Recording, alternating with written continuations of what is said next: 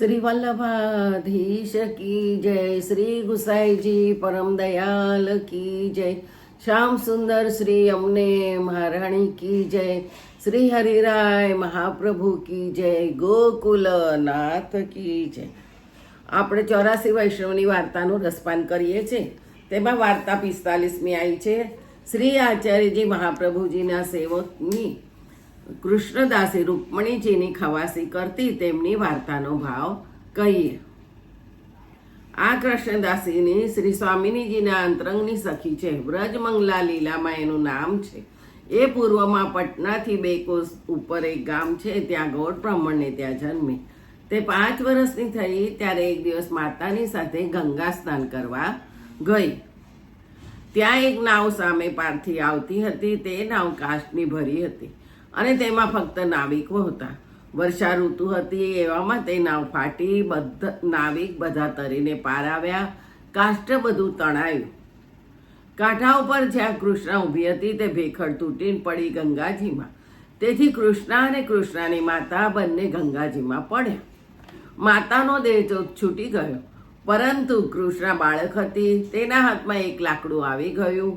એ લાકડું 5 કોસ દૂર જઈને કિનારે આવ્યું। ત્યાં આચાર્યજી સંધ્યાવંદન કરતા હતા। શ્રી આચાર્યજી સંધ્યાવંદન કરતા હતા ત્યાં આ છોકરી આવીને ત્યાં રોવા લાગી।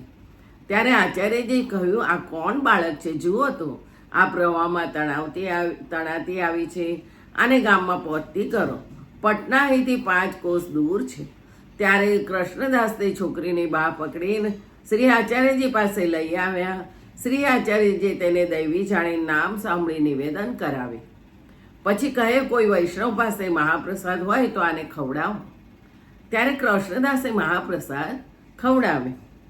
પછી શ્રી આચાર્યજી કહે, આપણે પુરુષોત્તમપુરી જગન્નાથજીના દર્શને પધારવું છે, તેથી કોઈ માણસ બોલાવી લાવો અને પટના પહોંચાડો। એટલે કૃષ્ણદાસે એક માણસ પૈસા ઠરાવીને લાવ્યા। તેને 1 રૂપિયો આપ્યો। ત્યારે તેણે તે છોકરીને તેડી લીધી। પછી શ્રી આચાર્યજી કૃષ્ણદાસને કહે, આ છોકરીનું પટનામાં ઠેકાણું પાડીને આવજે, ત્યાં સુધી અમે અહીં બેઠા છીએ। પછી કૃષ્ણદાસ સાથે ગયા। તે પટના આવ્યા। ત્યાં હરિવંશ પાઠક મળ્યા। તે કાશી રહેતા, પટનામાં વ્યવહારને માટે આવતા। ત્યારે હરિવંશ પાઠકને કૃષ્ણદાસે કહ્યું, આ છોકરીનું ઠેકાણું તમે પાડી દેજો। શ્રી આચાર્યજી મારા માટે બિરાજી રહ્યા છે, તેથી હું જાઉં છું।